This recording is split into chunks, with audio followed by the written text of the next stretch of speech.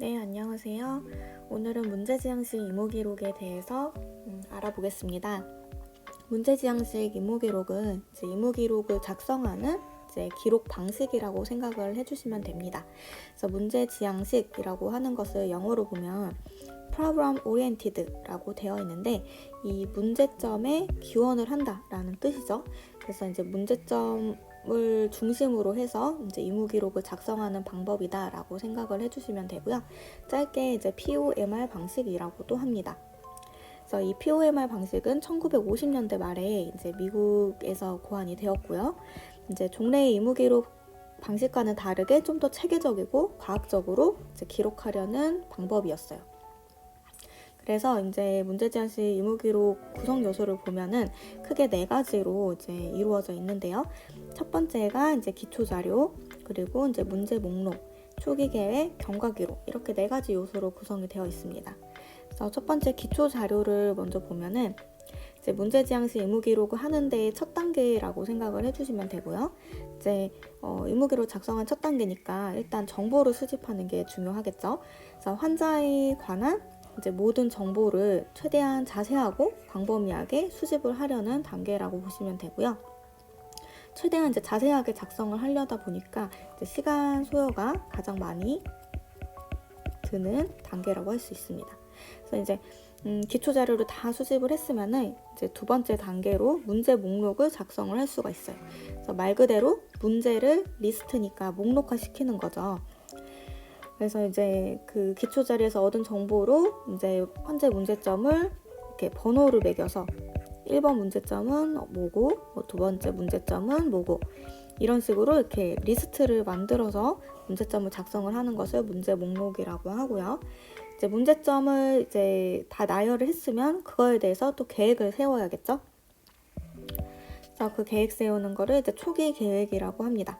그래서 초기 계획은 또 계획을 하나만 작성하는 게 아니라 이렇게 진단 계획, 치료 계획, 교육 계획, 투족 계획 이렇게 4개의 계획을 각 문제마다 이렇게 4개씩 작성을 하게 되고요. 각각 그 문제에 대해서 초기 계획까지 세우고 나면은 그 치료를 막 시작을 하겠죠. 검사도 하고 치료도 하고. 그러면은 그러한 과정에 따라서 환자가 어떤 변화한 상태가 있을 건데 그 변화한 상태를 작성을 하는 것이 이 4번째 경과 기록입니다. 그래서 문제점에 대해서 계획을 시행한 결과 어떻게 변화해 갔는지를 기록하는 단계라고 하고요. 경과 기록을 또 작성하는 방법은 이렇게 4가지 형태로 기록을 하고요. 4가지 형태를 짧게 우리가 SOAP 방식, SOAP 방식이라고 합니다. 그래서 경과 기록을 차트에서 그 실무할 때 보게 되면은 경과 기록을 이 SOAP 방식으로 기록한 것을 자주 볼 수 있을 거고요. 이 SOAP로 기록된 것은 문제지향식 의무기록을 작성을 한 거구나라고 생각을 해주시면 되는 거예요. 그래서 이 경과 기록은 4가지 SOAP가 각각 뭘 얘기를 하는지 보면 첫 번째는 주관적인 정보여서 S라고 표현하고요. 영어로 subjective information이니까 이 subjective가 주관적인 이런 뜻이죠. 그래서 환자에 대해서 주관적인 내용들, 환자가 호소하는 내용들, 어디가 아픈지 그런 것들을 작성을 하는 거고요. 두 번째는 O에 해당하는 객관적 정보인데 objective information 해서 O로 약어로 쓰이는 거고, 이 객관적인 정보는 검사한 어떤 결과 같은 것을 얘기를 합니다. 좀 더 객관적인 정보, 객관적이라는 거는 검사한 그런 정확한 정보들을 얘기를 하는 거죠. 그리고 세 번째는 A인데 assessment, 평가여서 A로 쓰이는 거고요. 그 검사를 하고 나서 이런 2개의 정보를 토대로 평가를 내리는 거예요. 그러니까 진단을 내리는 거죠. 진단명이 보통 쓰여져 있고요. 그래서 평가를 한 것을 가지고 4번째 단계에서 계획을 세우게 됩니다. 그래서 4번째는 플랜 해가지고 P라고 쓰이고요. 그래서 경과 기록은 이렇게 SOAP 방식에 대해서 기록을 하는 것을 얘기를 하게 됩니다. 그럼 경과 기록 SOAP 방식으로 쓰여진 차트를 한번 해석을 해보려고 합니다. 일단 제가 작성을 한 임무 기록은 그 중간 부분만 떼가지고 작성을 한 거기 때문에 지금 3월 1일 날짜에서 이제 HD 그 샵 5라고 이제 작성을 먼저 한 것을 볼 수가 있죠. 그래서 이 HD는 약어인데 얘도 하스피럴 데이라고 해서 이제 입원한 날 수를 얘기를 해요. 그래서 입원한 날 수 샵으로 1이다 그러면 얘는 이제 1일째가 되는 거고 입원한 지. 근데 샵 5로 돼 있으니까 이제 입원한 지 5일째가 되는 거죠. 그래서 이 경과 기록은 아마 이제 뭐 3월 1일 전에 뭐 2월 28일 이때는 이제 HD 4일째였을 거고 뭐 그 전으로 이렇게 올라갈 수 있는 건데 이제 지금 작성한 거는 5일째 경과 기록이구나 라고 생각을 해주시면 되고요. 5일째 이제 보니까 이제 샵 1 체스트 페인 이렇게 먼저 시작을 합니다. 그래서 여기서 보면은 체스트 페인은 이제 가슴 통증이잖아요. 그런데 가슴 통증이 지금 번호로 이렇게 샵 1이라고 표현이 된 것을 알 수가 있어요. 그러면 얘는 이제 뭘 얘기를 하는 거냐? 앞에서 우리 봤던 이제 문제 목록, 프로블럼 리스트를 봤을 때 이렇게 문제점들을 이제 번호를 이렇게 매겨 놓는다고 했죠.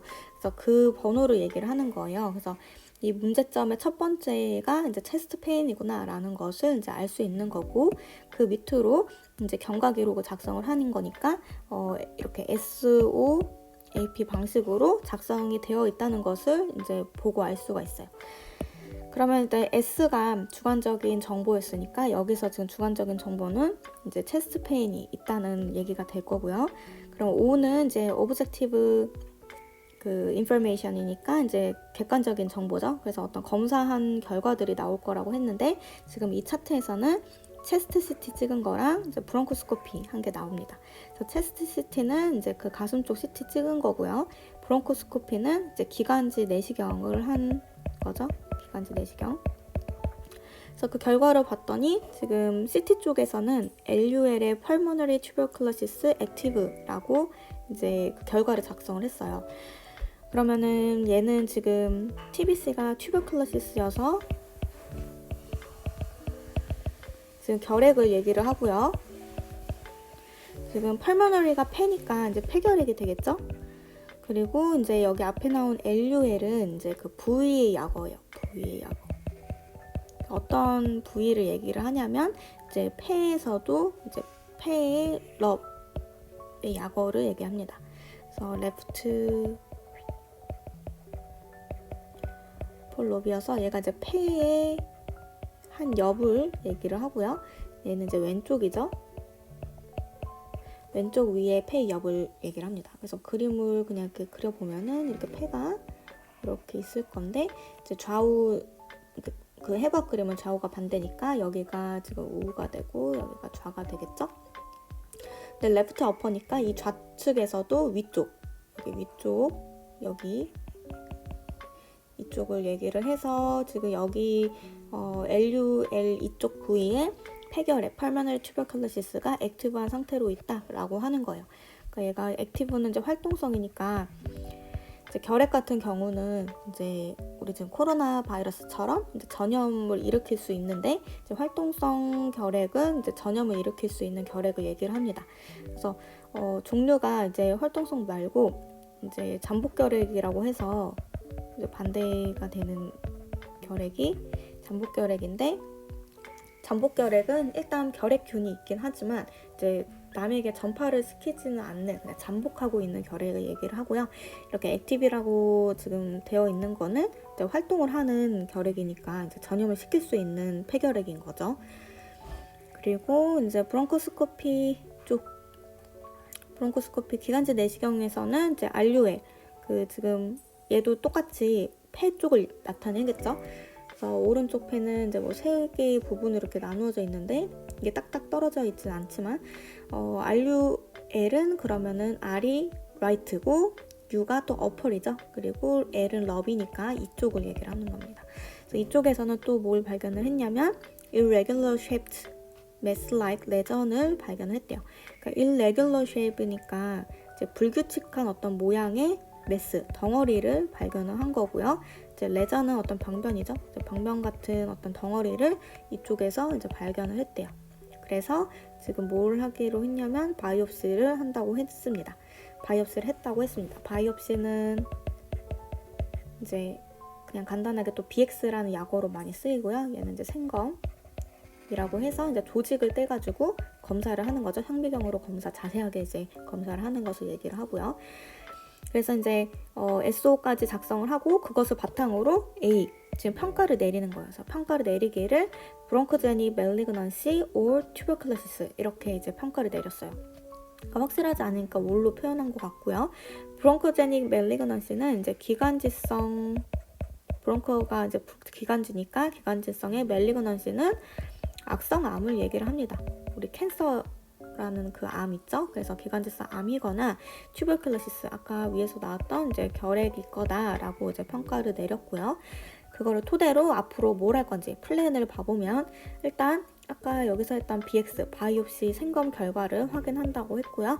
이제 튜버클로시스 같은 경우 결핵은 이제 약을 먹어야 되는데 이제 이 약은 OPD 팔로업 시에 처방을 하겠다. 그래서 지금 입원 중이 아니라 이제 OPD는 외래니까 외래 팔로업 할 때 외래로 이제 다시 약속 잡아서 왔을 때 그때 처방을 하겠다라고 하는 거예요. 그래서 OPD는 외래 약어니까 얘도 잘 알아주시면 좋을 것 같고요. 그래서 이제 5일째에 이제 그 경과 기록을 SOAP로 작성을 하고 이제 날짜랑 서명까지 한 것 같고요. 그 다음 날은 이제 3월 2일이 되면서 이제 하스피럴 데이가 이제 6일째가 되는 거죠. 그래서 이 6일째에도 또 이제 SOAP 방식으로 이제 쓰여질 거고, 근데 여기서는 이제 문제점이 두 번째 문제점으로 이제 나오게 되네요. 두 번째 문제점은 헤파토메갈리, 이제 간비대라고 하는 문제점도 있었나 봐요. 그래서 이제 간비대에 대해서 이제 밑으로 또 SOAP 방식으로 또 환자의 경과에 대해서 이제 또 작성을 해 놓을 겁니다. 그래서 제가 준비한 거는 그냥 이 정도까지 이제 경과 기록을 SOAP로 어떻게 작성이 되어 있는지를 오늘 짧게 살펴본 거고요. 네, 오늘도 영상 봐주셔서 감사드리고 다음 영상에서 또 뵙도록 하겠습니다. 감사합니다.